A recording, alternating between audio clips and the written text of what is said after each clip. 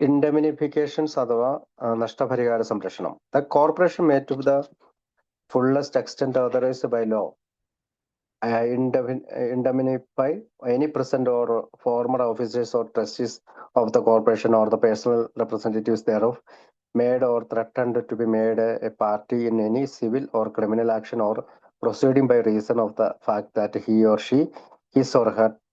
testator or interests is or was a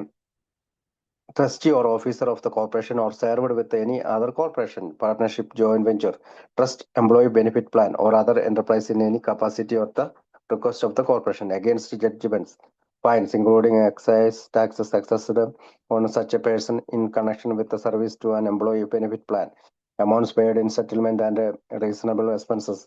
including attorneys' fees actually and necessarily incurred as a result of such action or proceedings or any appeal therein. Expenses, including attorney fees incurred in defending a civil or criminal action or proceedings, may,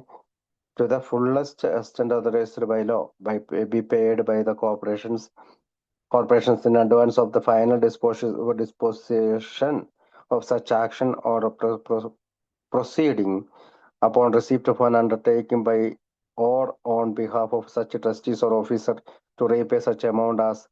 and to the extent the persons receiving the advancement in ultimately found not be entitled to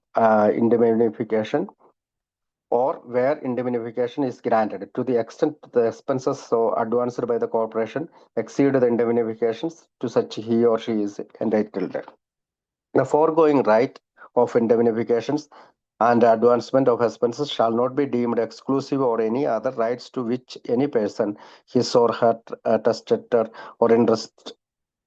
in the state may be entitled apart from these provisions, provided that no indemnifications may be made to or on behalf of any trustees or officer if a judgment or other final adjudications adverse to the trustees or officer establishes that his or her acts were committed in bad faith or whether the result of active and deliberate dishonesty and were material to the cause of action so just indicated, or that he or she personally gained in fact a financial profit or rather advantage of which he or she was not legally entitled. Nothing contained in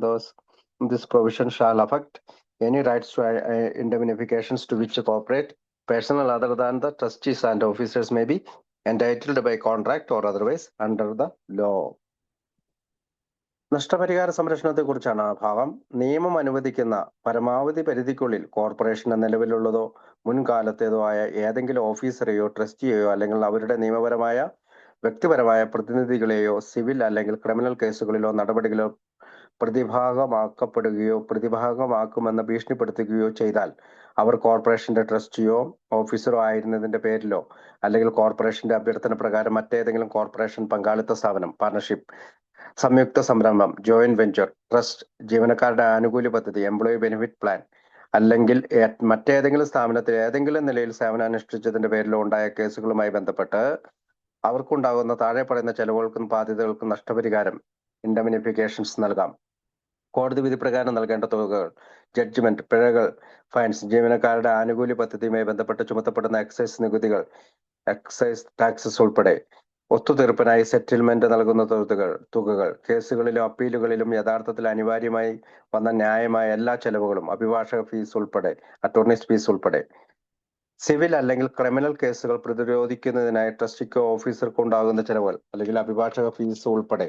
നിയമം അനുവദിക്കുന്ന പരമാവധി പരിധിക്കുള്ളിൽ case അന്തിമമായി തീരുന്നതിന് മുമ്പ് തന്നെ corporation മുൻകൂറായി നൽകേണ്ടതാണ് അല്ലെങ്കിൽ നൽകാവുന്നതാണ്. എന്നാൽ അതിനൊരു നിബന്ധനയുണ്ട്.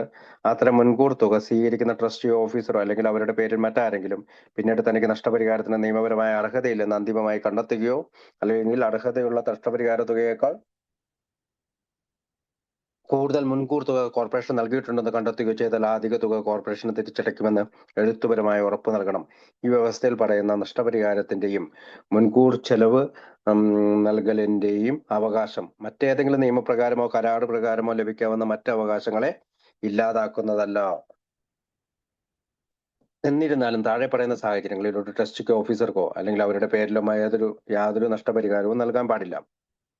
കോടതിയുടെ അന്തിമ വിധിയോ മറ്റേതെങ്കിലും അന്തിമ നിയമതീർപ്പോ ആ ട്രസ്റ്റിയുടെയോ ഓഫീസറുടെയോ പ്രവർത്തനങ്ങൾ ദുരുദ്ദേശത്തോടെയോ ബാഡ് ഫെയ്ത്ത് ചെയ്തതാണെന്ന് തെളിയുകയോ മനഃപൂർവ്വവും ബോധപൂർവമായ സത്യസന്ധതയില്ലായ്മയുടെ ആക്റ്റീവ് ആൻഡ് ഡെലിബറേറ്റ് ഡിസ്ഹോണസ്റ്റി ഫലമായിരുന്നുവെന്നും അത് കേസിന്റെ പ്രധാന കാരണമായിരുന്നുവെന്നും സ്ഥാപിക്കുകയോ അല്ലെങ്കിൽ നിയമപരമായി അവകാശമില്ലാത്ത സാമ്പത്തിക ലാഭമോ മറ്റു വ്യക്തിപരമായ നേട്ടമോ അവർ യഥാർത്ഥത്തിൽ നേടിയെന്ന് തെളിയുകയോ ചെയ്താൽ ഈ വ്യവസ്ഥയിൽ ഉൾപ്പെടുത്തിയിരിക്കുന്ന ഒന്നും തന്നെ ട്രസ്റ്റിമാരും ഓഫീസർമാരും അല്ലാത്ത മറ്റ് കോർപ്പറേറ്റ് ജീവനക്കാർക്ക് കരാറിലൂടെയോ മറ്റേതെങ്കിലും നിയമവ്യവസ്ഥയിലൂടെയോ ലഭിക്കാവുന്ന നഷ്ടപരിഹാര അവകാശങ്ങളെ ബാധിക്കുന്നതല്ല. ഈ വകുപ്പ് പറയുന്നത് ട്രസ്റ്റിമാരോ ഓഫീസർമാരോ സത്യസന്ധമായി അവരുടെ ചുമതല നിർവഹിക്കുന്നതിനിടെ കേസുകളിൽ അകപ്പെടുകയാണെങ്കിൽ അവരുടെ നിയമച്ചെലവും നഷ്ടപരിഹാരവും കോർപ്പറേഷൻ വഹിക്കാം. കേസ് തീരുന്നതിന് മുമ്പ് തന്നെ നിയമച്ചെലവിനുള്ള തുക മുൻകൂറായി നൽകാനും കോർപ്പറേഷന് കഴിയും. എന്നാൽ കോടതി അവർ മനഃപൂർവ്വം തെറ്റ് ചെയ്തു, വഞ്ചന നടത്തി, ദുരുദ്ദേശത്തോടെ പ്രവർത്തിച്ചു അല്ലെങ്കിൽ അനധികൃതമായി വ്യക്തിപരമായ സാമ്പത്തിക ലാഭം നേടി എന്ന് കണ്ടെത്തിയാൽ അവർക്ക് ഈ സംരക്ഷണം ലഭിക്കുകയില്ല. അതിനാൽ ഈ വ്യവസ്ഥയുടെ ലക്ഷ്യം സത്യസന്ധമായി സേവനം ചെയ്യുന്ന ട്രസ്റ്റിമാരെയും ഓഫീസർമാരെയും സംരക്ഷിക്കുകയാണ്, അല്ലാതെ തെറ്റായ പ്രവർത്തനങ്ങൾ ചെയ്തവരെ സംരക്ഷിക്കുകയല്ല. അടുത്തത് അമെൻഡ്മെന്റ് ആണ്, ഭേദഗതി. അത് നോക്കാം. ഒരു സെക്കൻഡ്.